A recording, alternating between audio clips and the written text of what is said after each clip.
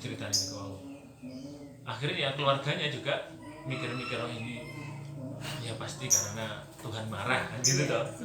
Tuhan itu ada, akhirnya keluarganya yang bersyahadat. Nah, ketika setelah itu, setelah dibanding-bandingkan dengan semua sistem unsur hidup, makhluk hidup yang lain, bahwa ternyata ada satu hewan itu yang matinya kalau kupingnya ketetesan atau kemasukan air. Apa itu? Keledai. Keledai itu kalau kupingnya ketetesan air, dia bisa kesakitan luar biasa dan mati.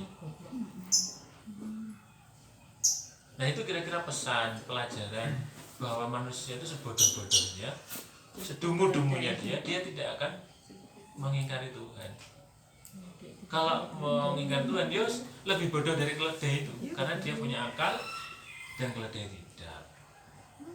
Dan kalau mau menambahi data, sesungguhnya orang-orang yang kelihatan hebat dan kemudian sekaligus sombong seperti Raja Namrud, itu matinya yang rajanya masa Nabi Ibrahim itu, yang membakar Nabi Ibrahim. Nah, Raja Namrud itu kemasukan matinya itu kemasukan jingklong di telinganya juga. Terus kemudian jingklong itu nggak bisa keluar. Kemudian dia bingung kan, marah. Semua tabib diundang. Nah, nggak ada yang bisa mengeluarkan jingklong itu. Akhirnya jingklong itu masuk ke sistem sarafnya di kepala juga, gitu kan yo, bingung gerak-gerak gitu, kesakitan. Karena itu akhirnya nyuruh salah satu pengawalnya untuk memukul jingklong, pukul gitu kepala saya biar jingklongnya mati. Ya jingklongnya kira-kira juga mati, tapi dia sendiri juga mati. Mati, kiyepok tak paling udah mati.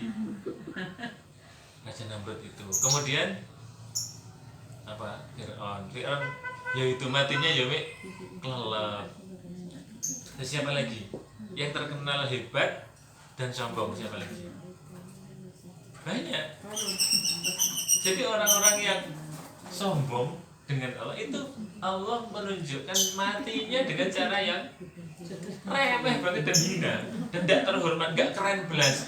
Masa rojo hebat kayak menteri sing mendeleng kalau Pak matinya kan yo anu oh iya, Abu Jahal. Abu Jahal itu matinya juga ketika perang melawan anak kecil. Siapa tuh jenenge? Lali aku. Tapi itu anak kecil itu, putranya sahabat siapa itu? Karena jengkel dengan Abu Lahab, sudah apa? Saya saja yang maju. Akhirnya perang anak kecil kalah si Abu Jahal itu. Nah, itulah Allah sengaja menunjukkan bahwasanya kesombongan itu tidak ada apa-apanya kalau diarahkan kepada Allah. Makanya kita memang baiknya menjauhi itu sifat sombong, karena sifat kibir, sifat kabir, sifat besar itu hanya milik Allah. Makanya Allahu Akbar, biarlah kita ikhlaskan akbar itu biar sifatnya Allah. Jadi kalau ada kiai, ulama, siapapun itu kemudian mengadakan istighosah dinamakan istighosah akbar, itu bermasalah itu istighosahnya. Kenapa Pak? Akbar itu sifatnya Allah. Menggunakan kata akbar itu loh. Menggunakan Tidak pas kalau dipakai, apapun nama orang pun tidak pas. Jadi akbar siapa? Akbar Patria. Oke. Tapi itu bermasalah itu sebenarnya. enggak pas. Kalau didahului Abdullah, nggak masalah. Abdul Aziz nggak masalah. Abdurrahim. Oh, Sebenarnya nggak mau. Abdurrahim. Karena ada hamba. Makanya, nah ini permasalahan tidak penting, tapi saya sampaikan karena bagi saya penting. Jadi istighosah akbar, tabligh akbar itu bermasalah itu. Setidaknya di kiainya yang ada di situ. Oh, kiai kok orang ngerti bahwa akbar itu sifatnya Allah. Harusnya ngerti. Boleh diganti. Sebaiknya memang diganti. Karena akbar itu bukan satu-satunya dalam bahasa Arab yang menunjukkan kebesaran. Misalnya pengen dakwah yang dihadiri ribuan orang, tabligh kubro bisa, istighosah kubro bisa. Karena dalam bahasa Arab kubro itu sifat bagi muannas, bagi wedok.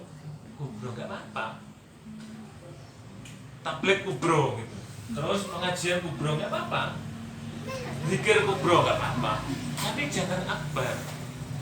Nah, ini sensitif karena walaupun hanya kata-kata. Nah, kalau kata-kata dianggap hanya, terus apa yang tidak hanya?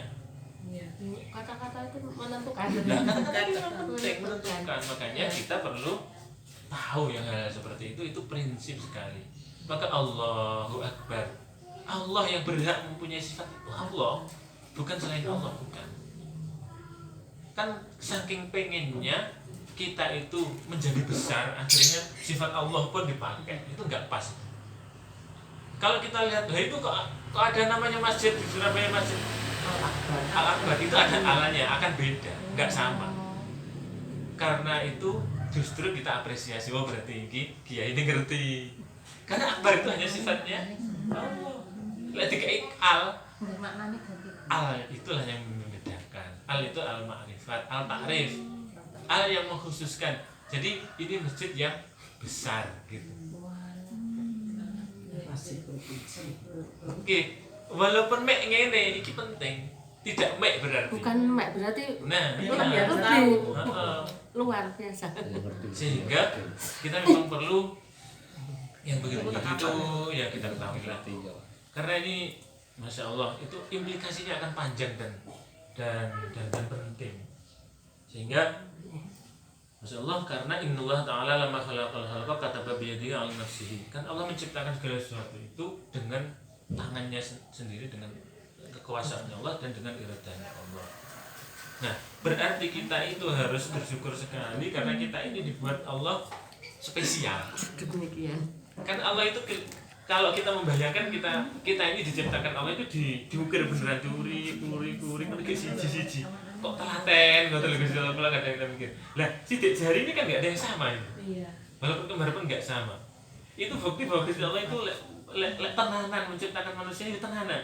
Mikir iki ben beda karo kae piye ya. Oh dikanek ning ngono.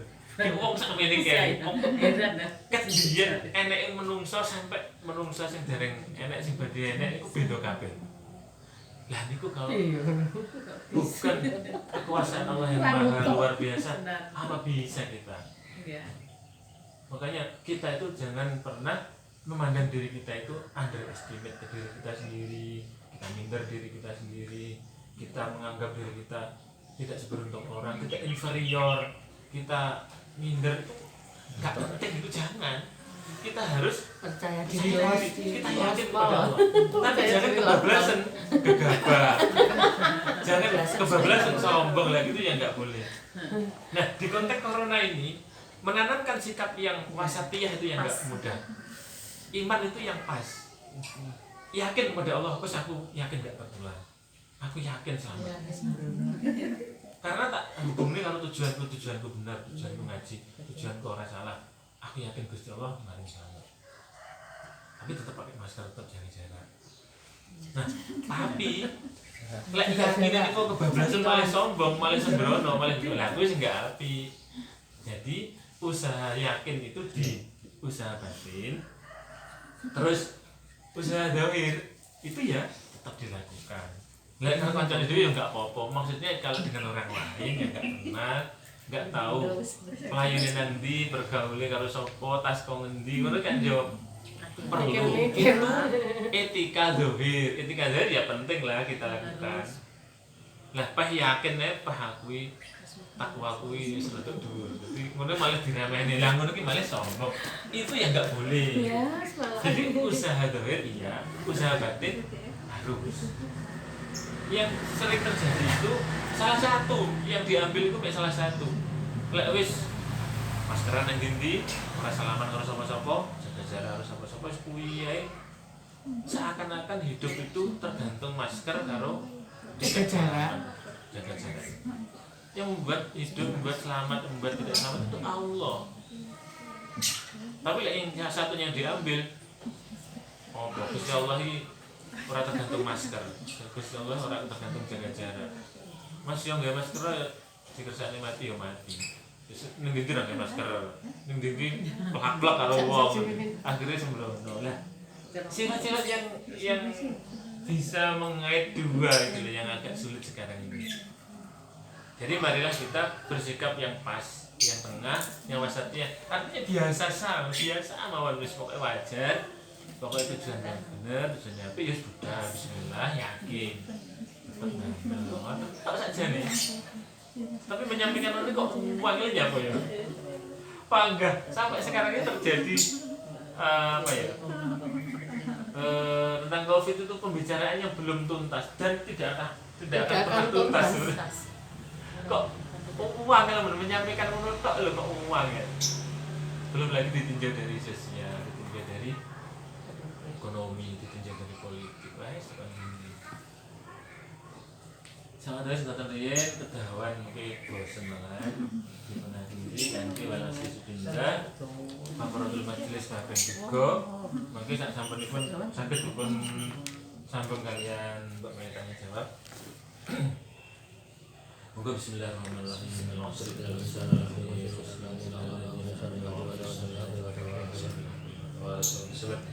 Subhanakallahumma wa bihamdika asyhadu an la ilaha illa anta astaghfiruka wa atubu ilaik.